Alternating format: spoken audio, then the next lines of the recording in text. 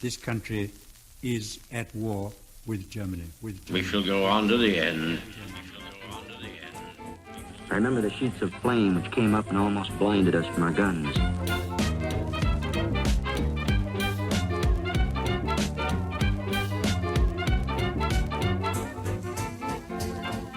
Hello and welcome to the World War II Podcast. I'm Angus Wallace. In this episode, we're heading to Southeast Asia to look at the story of the Malay Regiment. Raised initially as something of an experiment with just 25 recruits, the regiment grew steadily, and by the time of the Japanese invasion of Malaya, there were 2 full battalions. They would find themselves in the thick of the fighting during the desperate defence of Singapore in early 1942. To help tell this story, I'm joined by Stuart Lloyd, author of The Malay Experiment, Colonial Origins and Homegrown Heroics of the Malay Regiment. His book charts the regiment's origins, their role in the war and their enduring legacy. Welcome, Stuart. Let's start with some background. Malaya is now part of Malaysia.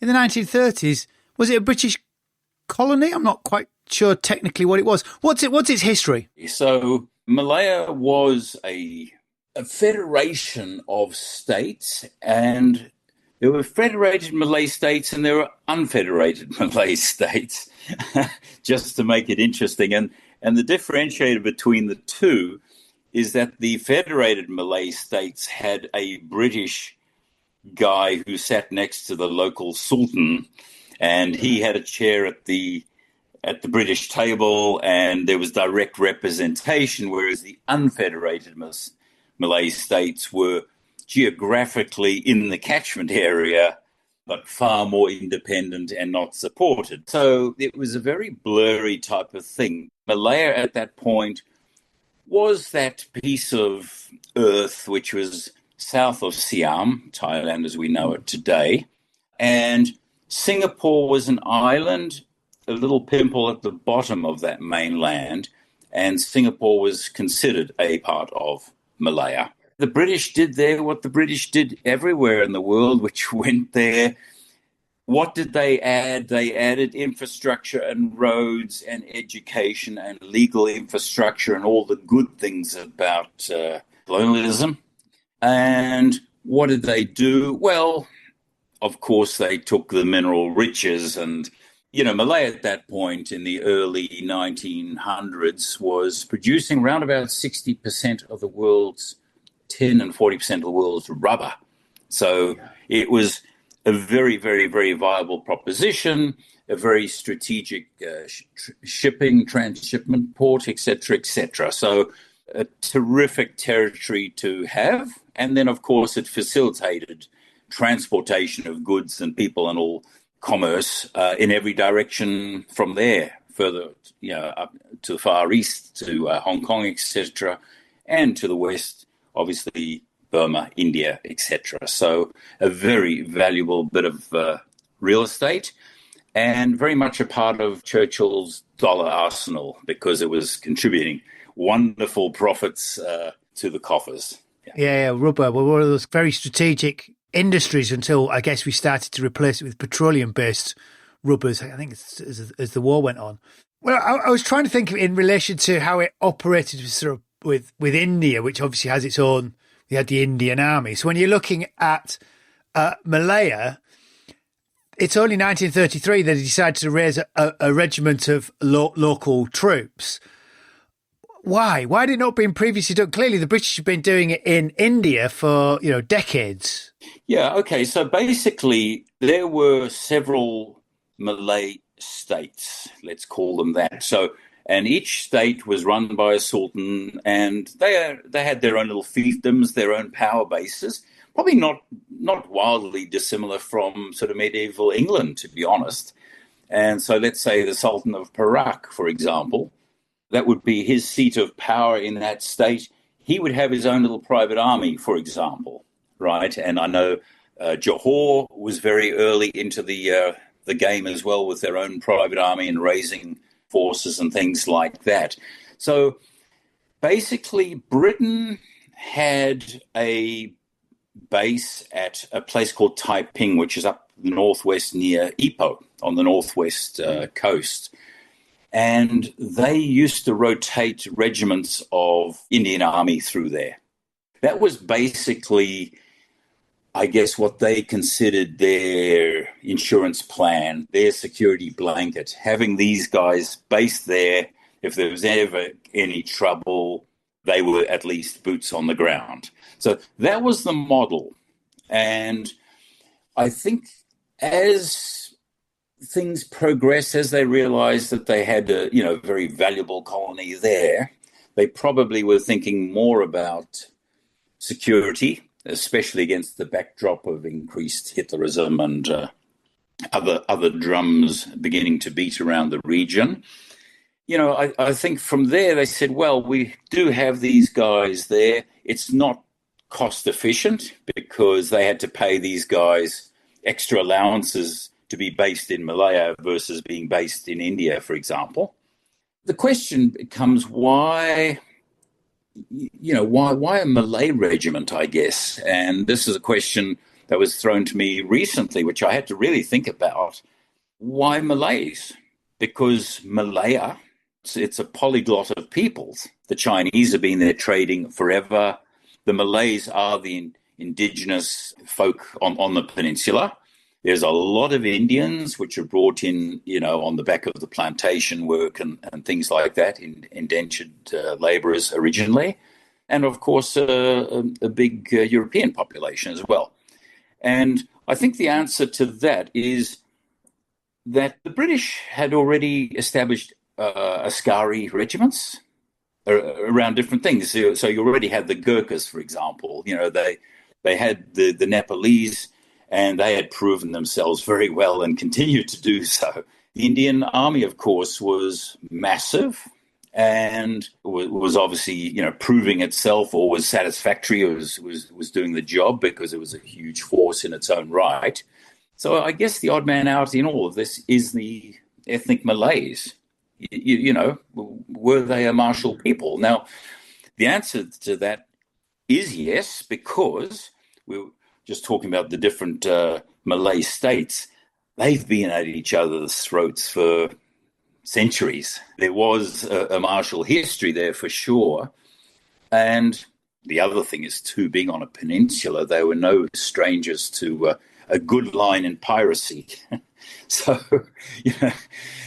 it was felt that, they certainly had the ability to turn nasty as and when required.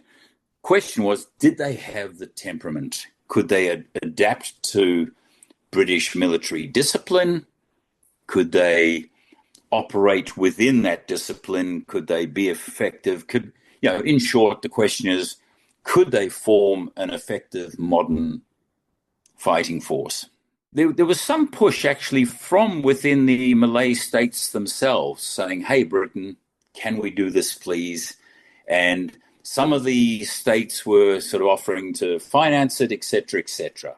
So finally, in 1931, there was correspondence between the governor of Singapore at the time and the GOC in Singapore. And it was basically worded as, could you explore the possibility of forming a Malay regiment, in brackets, experimentally, with a view to seeing, if there's going to be a favourable outcome from that. That was basically it. That went backward and forward for a couple of years. Finally, in 1933, it was rubber-stamped. They were given, I think, £75,000 towards the exercise. Go and form an experimental company. So at that point, the experiment started. And it was an experiment, as any person with a science knowledge will tell you. What's an experiment? It's setting out to prove or disprove whether something is true or real or actual. And that's what they did. They set out to recruit 25. So it wasn't a big program. There's 25 people, and appointed this guy. And this is, to me, this is really where the story kicks off, is with the Captain George Bruce, who came out of the Lincolnshires. He was just the right guy in the right place at the right time, as far as I'm concerned, because he absolutely set up not only the experiment, but the regiment for success in the long term. Had you any experience with troops from other colonial regions? Because it's quite interesting. They've brought him from England, from Britain, and to say you'd have thought they might bring someone from the Indian Army, which might have treated a new regiment of local people differently compared to someone from Britain, which is intriguing. It is intriguing because when it's a complete gamble, right? So here's this guy. He's actually, based with the Lincolnshires, but World War One. Was he a hero? I guess so. He was decorated. He is a military cross, and the fashion in which he won that was just extraordinary. I mean, you talk about a bad day at the office. In the Somme, he was just absolutely shredded to pieces and blasted by artillery shells and whatever. Left in no man's land for 12 hours before they could retrieve him and patch him up and get him behind lines, etc., etc. So he's been through a fair bit. But, he's a tall guy. I haven't got an exact height for him, but he's certainly over 6 foot, which back in the day was towering. He's got this huge, wonderful scar across his right cheek where he got shot in the face on the Somme. But he's actually Canadian. So his father was in the Mounties doing patrols in the Klondike Gold Rush era. So how he ended up at Haileybury School, we're not quite sure. But the folklore, family folklore from inside his family seems to go that he was sent to London literally with this bag of gold sovereigns around his neck to pay for his education at Haileybury, and he turned up and whatever. And as you say, it's a risk because he hasn't had any of the sort of cross-cultural, Asian exposure or anything like that. He's coming in absolutely cold, as it was. But he just turned out, to me, to be absolutely the perfect guy. And I think he's created this DNA in the blueprint for the regiment, which really set it up for success. Now, as a soldier, exemplary, right? He did extraordinary things in the First World War, did an amazing job on the sort of parade ground with these guys. But then there's this extra side outside of the parade ground, which is he is this absolutely crazy womanizer. He's got a woman in every port. He's got children to those women in every port. His personal life was a complete shambles. But then in 1936, I'm sort of fast forwarding a little bit here. So after 3 years in Malaya, he goes home on a furlough. Within 2 weeks, he's met this young actress, 21 years his junior, Diana Hance. They have this whirlwind courtship. They are married in London, and he sails back from his furlough with Mrs. Captain Bruce. So there they are with their 25 recruits.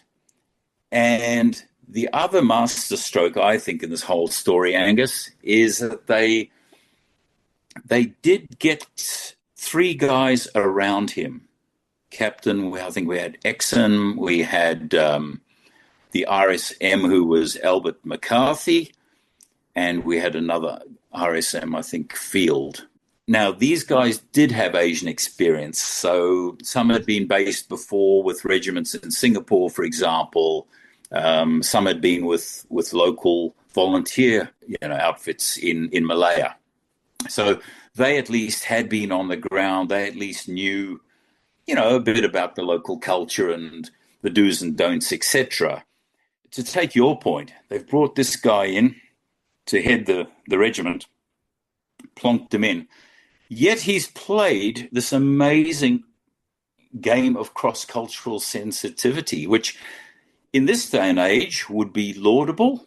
In that day and age, which was not known for its cross-cultural sensitivity, let's put it mildly, it's just extraordinary. Where he, it's almost like he's sort of been consultative and say, okay, what do these guys need from us and how do we best do this?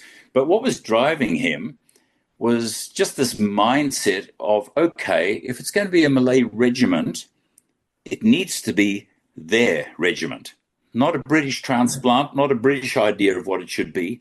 It needs to be their regiment. So straight off, we talk about the motto. And once again, this has come from Captain Bruce and his coterie of guys around him. Motto, Taat dan Setia, so in Malay language. And that basically means loyal but true. But what's nice about it, linguistically, there's wiggle room there. It can mean a lot of different things. It can also mean last man standing. It has that implication. It also can mean death before dishonor. And that's such a strong concept. And as we go forward into the Second World War and all the heroics begin, we'll see how that really plays to that motto. But then the other thing is, he said, right, we need to have like a snappy, really distinctive outfit for these guys. They need to look the business, yeah? So, the Malay kind of fashion, if you like, is got a few distinctive elements. One is the songkok cap, which is the sort of pillbox almost type cap. So that was included. And then the other thing is the sarong, so, sort of skirt-like kind of thing.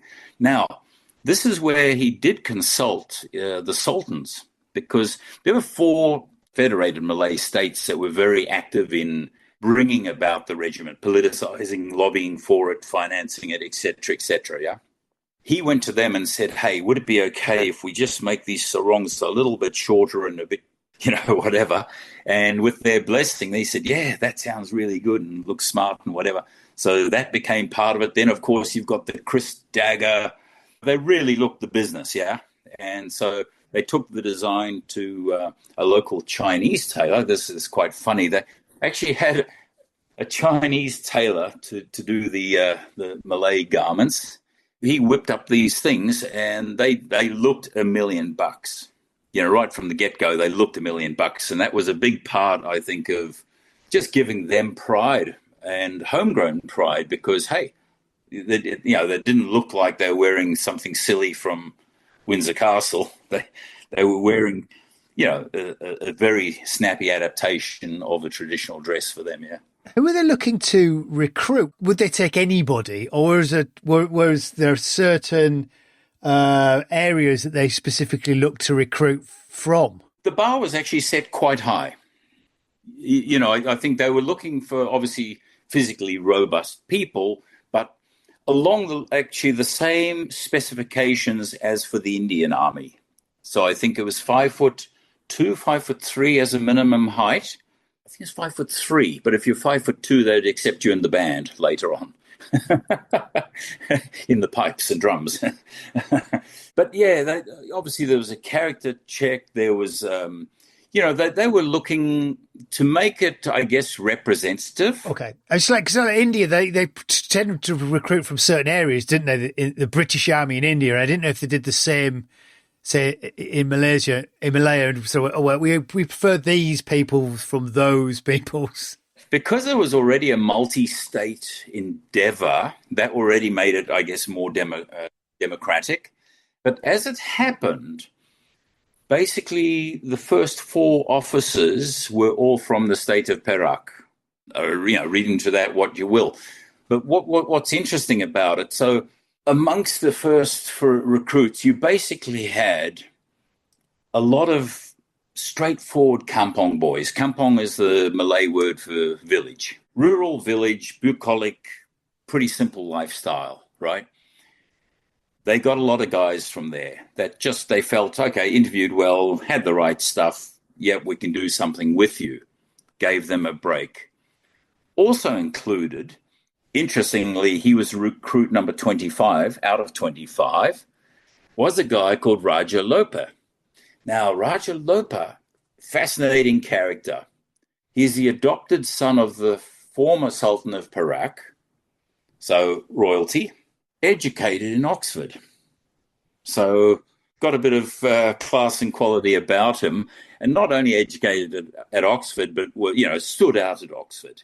And he went on 23 years later from being private, sign up number 25, went from Private Rajalop to Brigadier Rajalop 23 years later, became the first Malay to take the salute of the regiment. And that's a fabulous story. And there are a few characters, actually, who go almost from day one to, the post-independent phase with the regiment. And I think that was one of the appealing parts of the story to me, that you've got a few very key pillars. And I think he was one of the key pillars because even though he started off as a private, you can imagine that he had a soft power about him where he was respected by the other guys, obviously. And presumably could also speak English, which would be a boon. Part of the criteria, they all had to speak English. So that was a cut. Yeah, some obviously better than others, but you'd have to imagine that he was such a valuable conduit in communications, in cultural things. But you know what? One of the great things right from the get-go is that they were playing interregimental cricket and soccer and all these things. And, it wasn't like, okay, the Brits are the cricket team. Not at all. Sometimes we've got to be very thankful for the digital world. I've gone back and looked up cricket scores and soccer matches from Malaya in 1933. And here comes Captain George Bruce off the sight screen, hurling down absolute bounces and knocking opponents, heads off and things like that. Here's Rajalop with a broken wrist because some guy, bowled a thunderbolt at him and broken his wrist on the thing. But, Rajalop and a few of these other guys occasionally would top score in the match or take the most wickets or whatever. So they weren't just making it numbers. It wasn't just the pretense that, hey, guys, we're all in this together. It was a genuine mucking in together bonding thing. And, to me, that's quite unusual, I think, where you have, the highest English officers playing with the lowest ranked private locals. They whipped him in, especially RSM McCarthy. He's got them square bashing. He's drilled them to perfection. They had a 5-month kind of target. Okay, in 5 months we'll probably have something to show the outside world. After 4 months, Captain Bruce called up the governor of Singapore, I think, and said, hey, we're ready to show you what we got. And the media turned up and the governor turned up and everyone turned up. And they put on this amazing, by all accounts, parade drill demonstration, wowed everybody. And that's when they said, hey, all right, this is good. We need to go to the next level here. So I opened it up. It then became, I think, 180 people in the company. And then by 1935, so less than 2 years since formation of the company, it officially became the Malay Regiment. And by the second, there's 2 battalions, so it's doing quite well. Before the war, did it see any action? Was it used in any way, or shipped abroad, or was it just sort of continually training? No, they first saw action, I think it was 1937. There was a big coal mining strike dispute. Batu Arang, I think, was the place. And that got pretty wild. I think it was a lot of labor unrest, just the local workers wanted more share of the spoils, yeah? It's like workers all over the world, anytime, any place, yeah? Yeah, that got a little bit ugly. So they did. They sent along a detachment, a couple of companies of the Malay Regiment, who were complimented post fact on their restraint and discipline and et cetera, et cetera. But they were going to Singapore a lot for training. So down in Singapore, already you had, I think, the 2nd Lancashire Loyals were based there already. And they were certainly, had a very good buddy arrangement with them. So they were doing a lot of training, machine gun drills and, specialized sort of tactical stuff together with them. And actually began to send officer candidates down there and would come back as second lieutenants.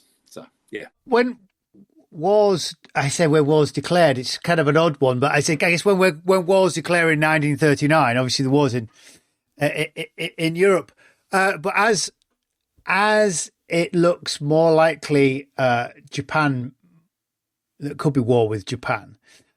Was the regiment put on a war footing? Where was it expecting to be fighting? Because it's weird because it borders modern day Thailand, doesn't it? So you kind of look and think, so if he's going to be attacked, where do you think you're going to be attacked from? You know, or are they moving them out across other British areas for defence?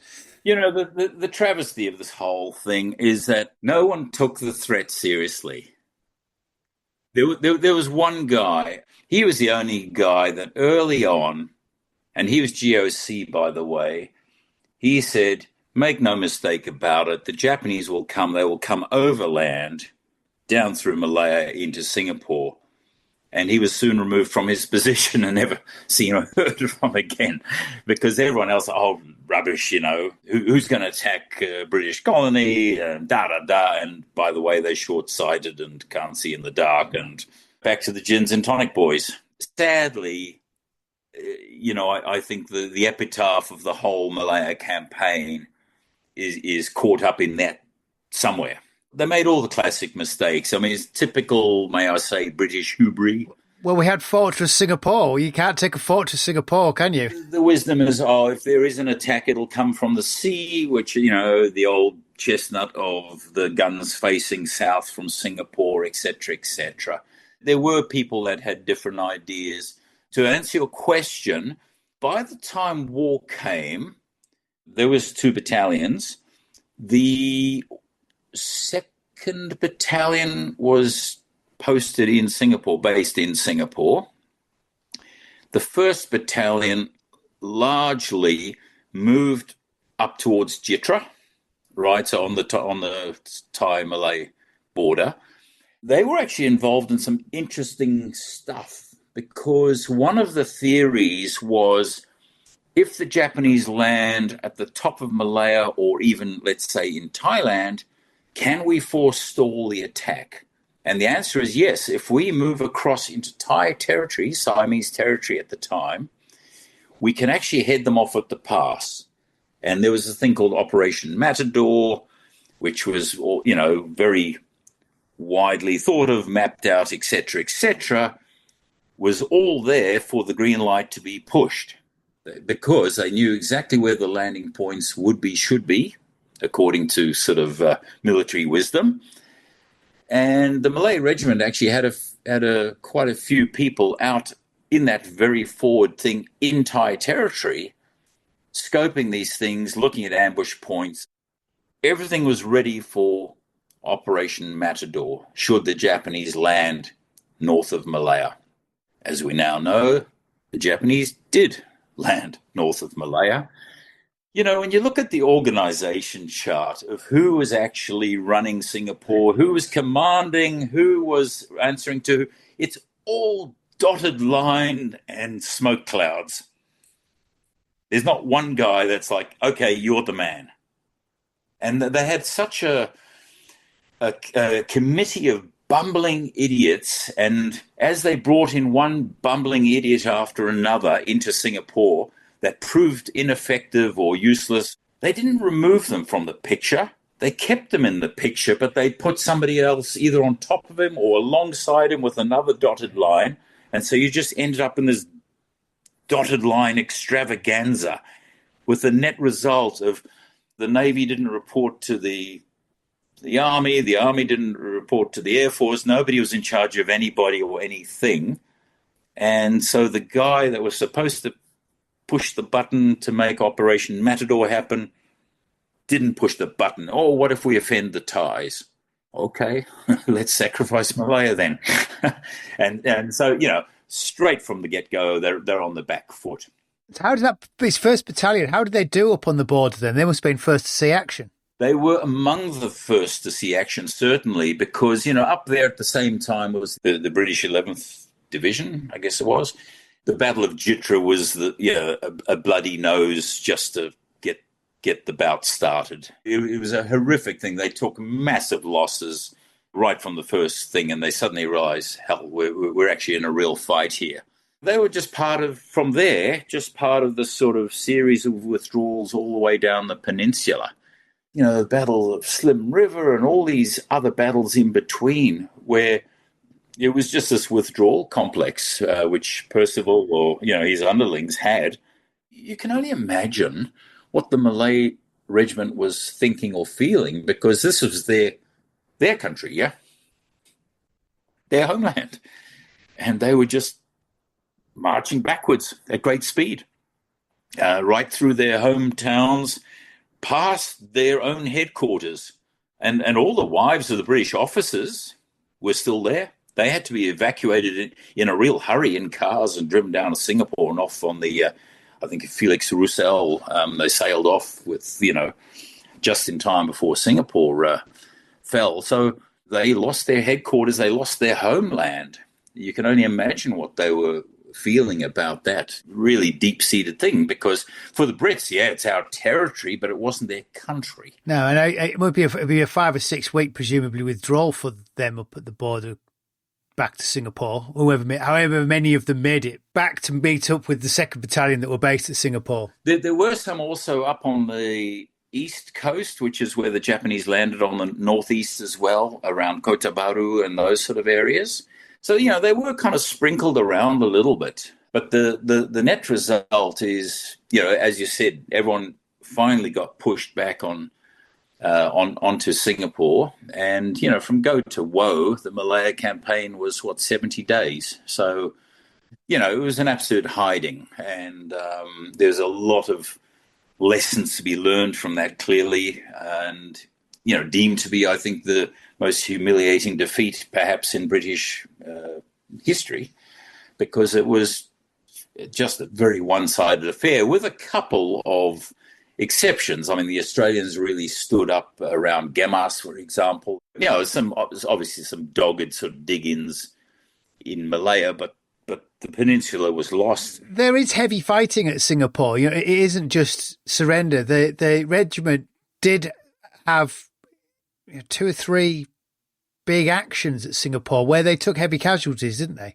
Indeed. Look, Singapore got very, very, very intense. I've been lucky enough to interview a number of veterans. They tell me the noise is just something you will never, ever, ever, ever get over. It became known as the Guns of February. First of all, the Japanese were softening up Singapore before they came across the water and actually landed on Singapore. So very heavy artillery coming in across the water from the Japanese. And then, of course, the British in Fortress, quote-unquote, Fortress Singapore, started lobbying large shells back at them. And you're absolutely right. There was some really determined fighting from both sides. So the Japanese were very, very, very motivated because Singapore was the glittering prize for them. Is it strategically important? No, probably more symbolically important. It's Singapore, right? It's the end point. It's the sharp end of the Malayan Peninsula. It wasn't just a war that went for 70 days. Those Japanese, particularly the Japanese who had been on the west coast of Singapore, which is where our Malay Regiment was stationed and fighting. So this is the 18th Division Japanese. They'd been going in China since 1937. They were tired. They were homesick. They were over it. They had seen quite enough blood themselves, thank you very much. They just wanted to get to Singapore, get this damn thing over with. So they were determined. By the same token, I think as the front line just got pushed back and back and back and back and the perimeter of Singapore shrunk, so I think the determination to fight and push back, you're cornered. You can't go any further back. You've got to go on the offensive, right? And so I think there was much more fight in the dog, as it were, in those last few days on Singapore. I mean, I might be being very unfair here, but this is my take on it. Had they applied that amount of fight up north, rather than every time something adverse happened, oh, guys, withdraw, what might have happened? Could have been a very, very, very different outcome for the whole war. So the West Coast is where really the sort of serious action takes place, particularly the Battle of Pasir Panjang. So for those that don't know Singapore, let's sort of help them picture this. So Singapore is basically a diamond-shaped island, very small island. It's you can drive from east to west, its widest point in 45 minutes. It's a very small island, and probably south to north in about 20. The west coast of it was a spine called the Pasir Panjang Ridge. Now, it's not a massive mountain. The highest point of Singapore is only 164 meters above sea level. Yeah? So it's, it's very low lying, but it is, it's a spine of hills. And strategically very important to get the high ground, as anyone who knows, military tactics knows. So the Japanese are coming down, predominantly down the center of Singapore and down the west. Percival, in his wisdom, had stationed the top British forces on the east. He fell for their feint as well, so the reserves, everybody has moved to the east. Japanese going, suckered them there. They've stormed across in the west. Net result of all of this is you've got some Australians, you've got the Malay Regiment, and some Indians on the west coast. Japanese come storming in. The Aussies do a very good job by and large. The Indians don't acquit themselves very well, and I think because they kept on falling back haphazardly in ragged fashion, it just exposed flanks. The stars of this particular show are very much the Malay Regiment. And really, I think what becomes the legacy of the Malay Regiment in the Second World War is the Battle of Bukit Chandu. So Chandu is the Malay word for opium.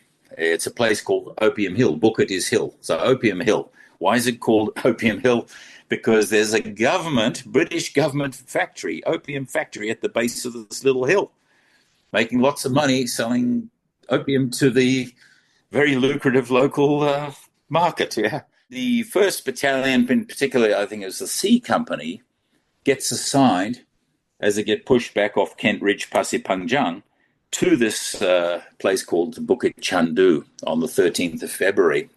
It is there that you've got basically 1,400 Malay Regiment soldiers facing up to 13,000 Japanese, basically, that are coming down the west coast of the island.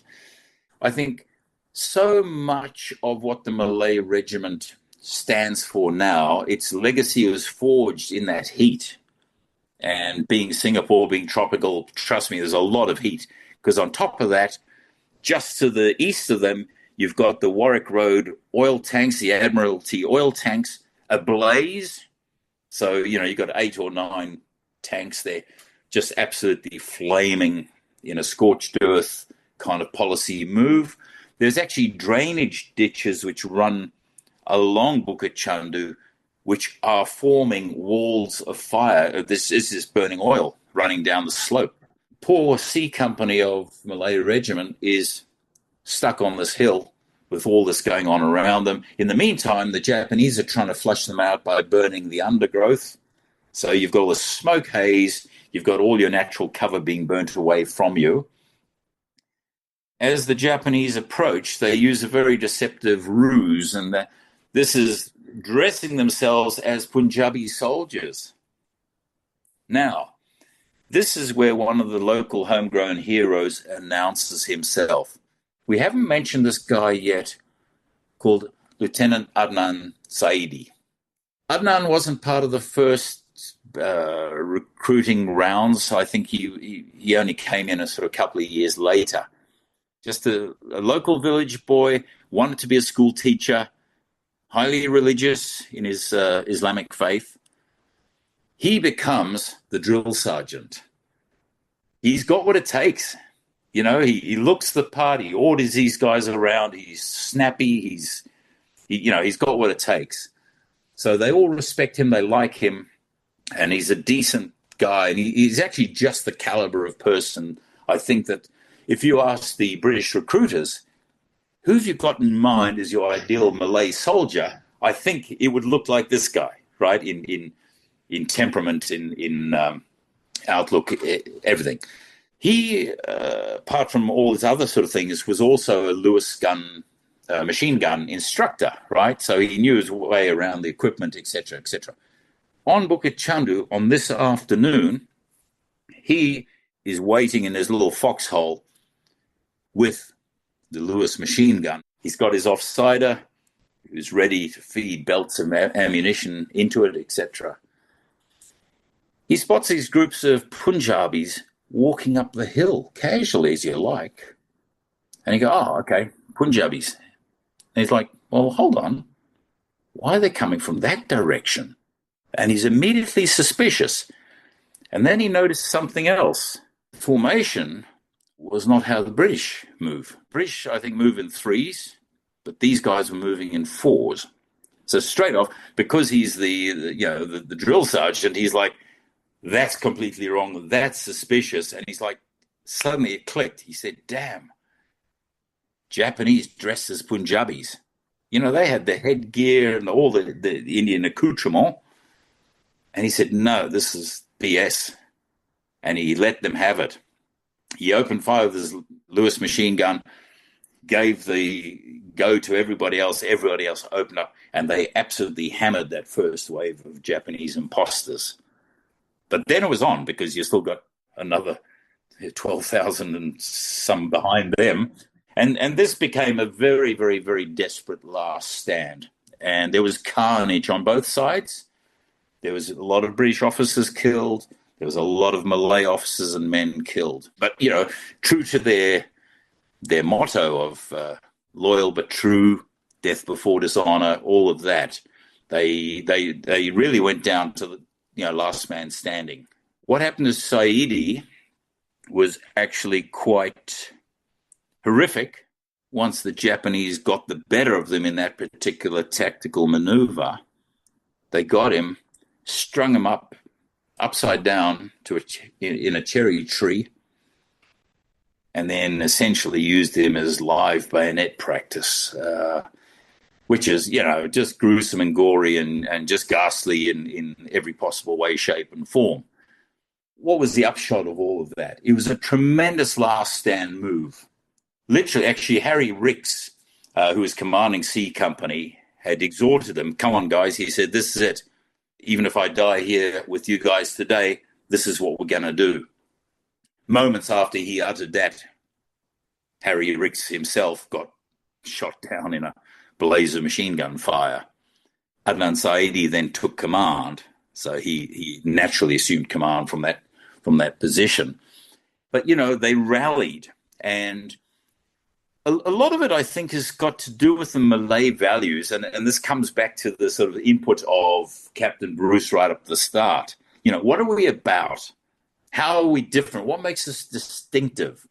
And there are a number of, core values, if you want to put it that way, of Malayness. Just to sort of simplify it and maybe just to touch on a couple.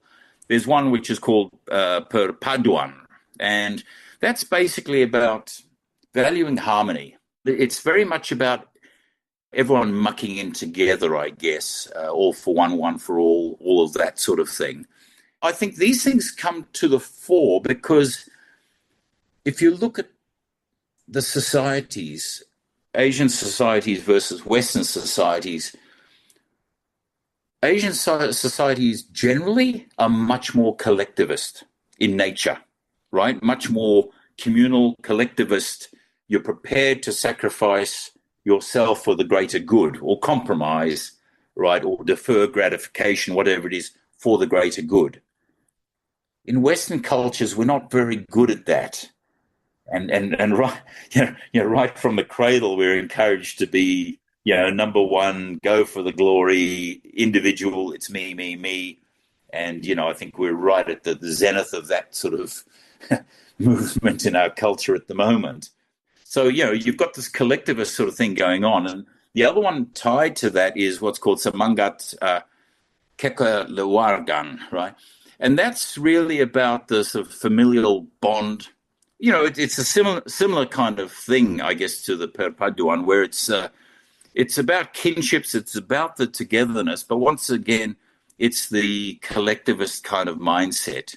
I think in that last stand, all of these Malay values, the things that were bound up in what the regiment stood for, really came to the fore, such that this band of brothers was able to hold the line for way, way, way, way longer than they, by rights, could have, held the line, but not only held the line, exacted tremendous casualties on the enemy. Let's not forget, this is on the 13th and the 14th of February. Singapore surrendered on the 15th. So, this whole thing was coming to a climax, and it was a very fitting kind of finale, because in a way it was almost the last battle of the war in Singapore. And it was the showcase, this very heroic, defiant last stand, ultimately futile, though. Stuart, we're going to pause it there. We'll be back after this short break. What happened to the regiment with the fall of Singapore? Could many get out? I'm not sure how the Japanese even treated them as prisoners of war. Yeah, that's a terrific question, because we always hear the Allied narrative, right? We all know about the POWs and how 22,000 POWs were rounded up, and they all went to Changi, and then they went to the Death Railway, and we know that narrative. What we don't know is, what happened to the other people fighting under the British flag as Commonwealth forces? What's interesting, with these guys, two different things happened. The 2nd Battalion surrendered and were segregated. So I think it was on the 16th or 17th, a day or two after the surrender. The Japanese said, all right, we're going to round everybody up. All Europeans on the Padang, on the parade ground, the cricket, Singapore cricket ground, parade, form up, and then march out to Changi. So what happened to the Malays? Interesting. They separated the Indians and the Malays, and they basically gave them an ultimatum, which is, hey, guys, what you can do is swap sides.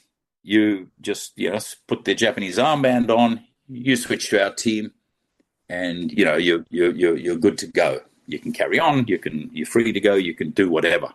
But that's good.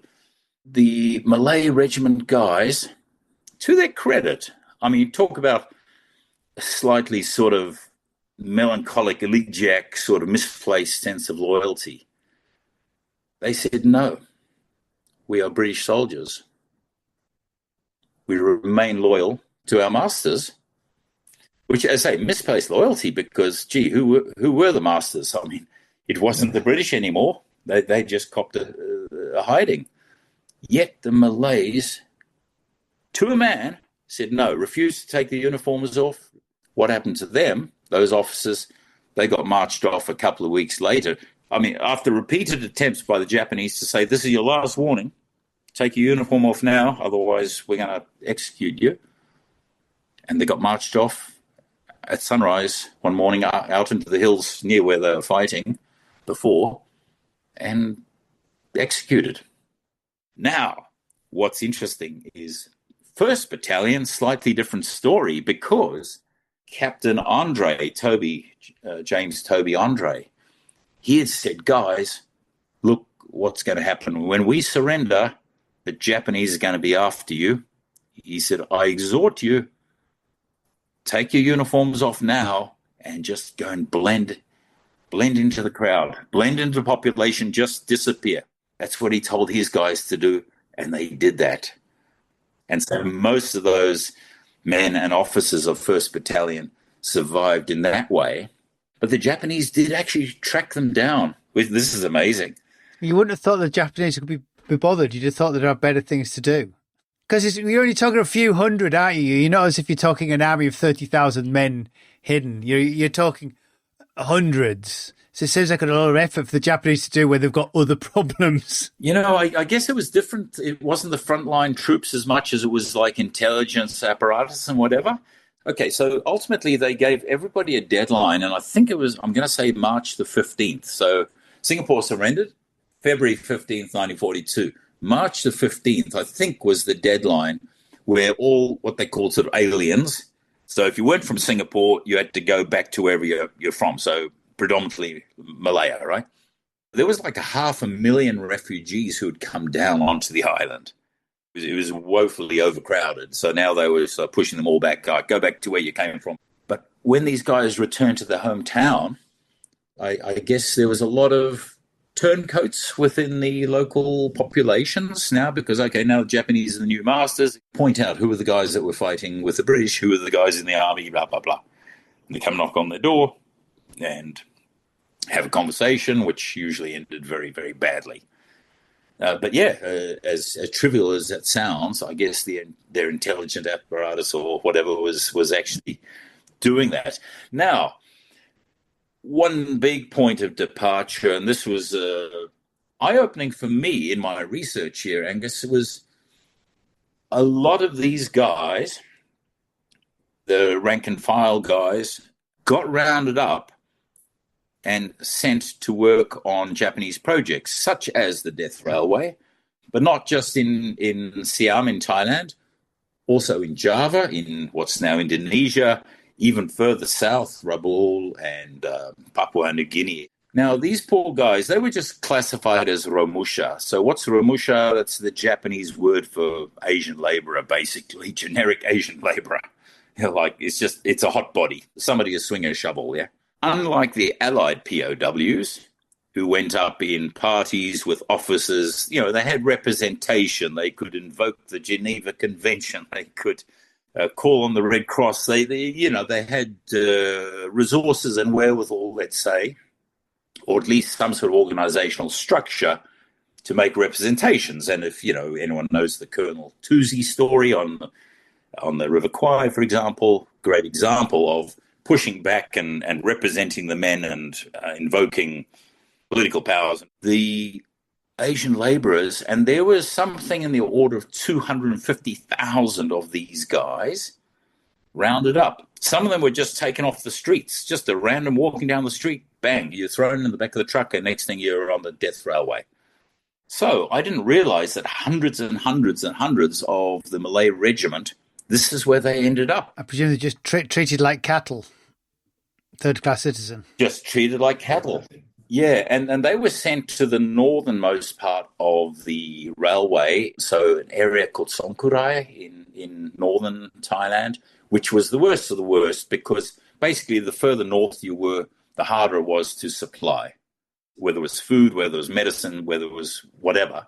If things were running short, you were the last to get anything. So that was the worst of the worst. So the attrition rates of that were just shocking. Nobody knows for sure, but perhaps 250,000 Asian laborers, Romusha, started. Approximately 100,000 of those died. Of those 100,000, how many actually got a headstone and a proper burial? 3. Not 300, not 3,000. 3. 3 of them actually got a so-and-so lies here, a gravestone, which is, just despicable. Just beggars belief. And here's another sort of, what we call out of the woodwork story. One of my very, very good Malaysian friends, her whole family is actually very military. So her brother is an admiral in the Navy, her father was in intelligence, her other brothers, some brass in the army. Her uncle was literally grabbed off the streets of Penang, which is their hometown, was, forced up onto the railway. After being there for a while and just seeing all the sort of degradation around him, he just said, sod this for a game of soldiers. I'm out. And he managed to walk, I presume, all the way, found his way home. It would have taken him months and months and months and months. But he made it. It's so easy, and we get very inured to talking in just huge abstract numbers. 100,000 died, 250,000 this, da, da, da. We can't process that. We don't feel the magnitude of that. It's a big number. We're horrified by the big number, but we don't feel it until we can put a name against it. And you know what? I'm so happy is that Liz, my friend, her uncle was Charles Das. And I'm so happy that out of those 250,000, at least we can put a name to one of them. One of those Asian labourers who worked on the Death Railway, and his name was Charles Das. That, to me, is an important story to tell because it humanizes it. It's not an abstract number. It's an individual with a living, breathing heart and a family who love him. So what happens to the regiment? I mean, it's gone with the fall of Singapore. Could it be reformed? Was that it for the Second World War for the regiment? Yeah, that was it. It was effectively out of business. As soon as the Japanese surrender came, and that's 80 years ago now, the British wasted no time in getting back to Malaya, try and get some of that rubber and tin and, the good times and the good old days. Let's get the empire back on its feet again. And the British went back into a very different Malaya because all of a sudden they weren't, the great white gods anymore. They had been humiliated. But then, there was all this sort of nascent nationalism because, okay, the Brits are not unassailable, but, where does the power actually reside? Is it with the Chinese? Is it with the Malays? Is it, where is it going to come from? What does the future look like? So, within, I think, a decade of the end of the Second World War, I think Britain had lost something like 7 colonies in that part of the world, that became independent, and then ultimately 57 Malaya goes, isn't it? 57 was Malaya, correct, yeah. So, but Burma and India and Ceylon, Sri Lanka, Oh, so what's fascinating? What's fascinating about the regiment is that in that period of I guess British retrenchment from the colonies, it is actually officially the Royal. It's the Royal Malayan Regiment, isn't it? And I had assumed that the Royal was a local Royal. It's not, is it? It's the British Royal, which is remarkable. And they maintain that. They maintain themselves as the Royal, as in the British Royal Regiment, which is also an interesting nod to the colonial past where sometimes these things have been dropped and pushed under the carpet. Yeah, exactly. So what happened there? So the Brits raced back to Malaya. There was this idea of, do we resuscitate this regiment or not? And it really was at a crossroads, and a lot of the discussion was economic.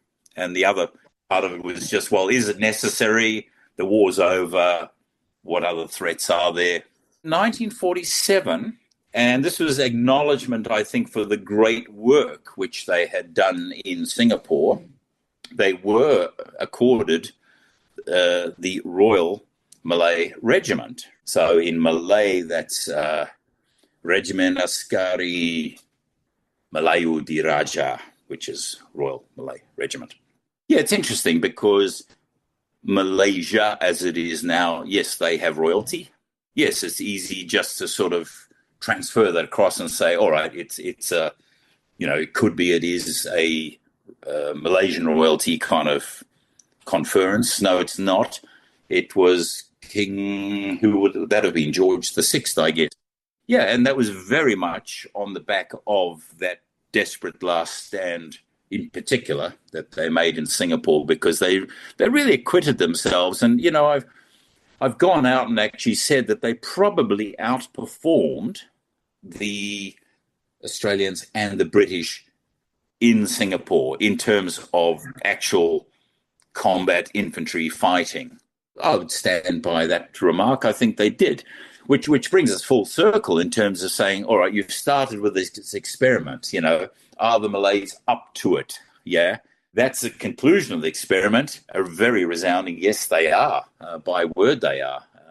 So they become the Royal Malay Regiment. It gets resuscitated, gets built up because, of course, all of a sudden, 1948, you've got the Malayan emergency. You've got the communists. The emergency. Yeah, you've got the communist insurgency. Tickles on for quite a long time. It goes on for 12 years. So basically, there was no peace. I mean, straight from World War II, you've almost segued into that, and that's gone on forever.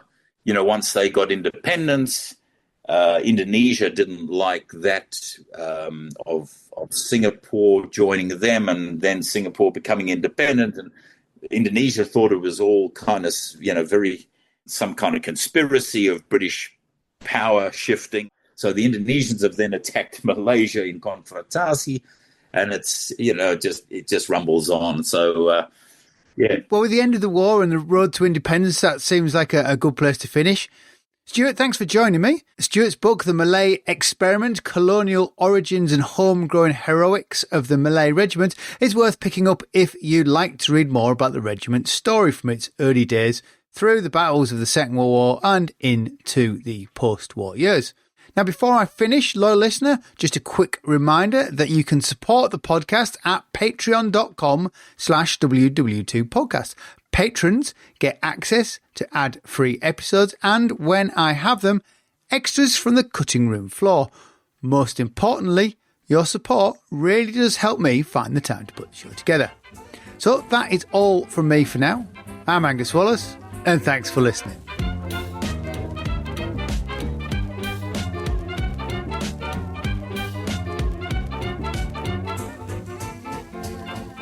Jerry 88mm gun hit our town, blew us the hell out of it.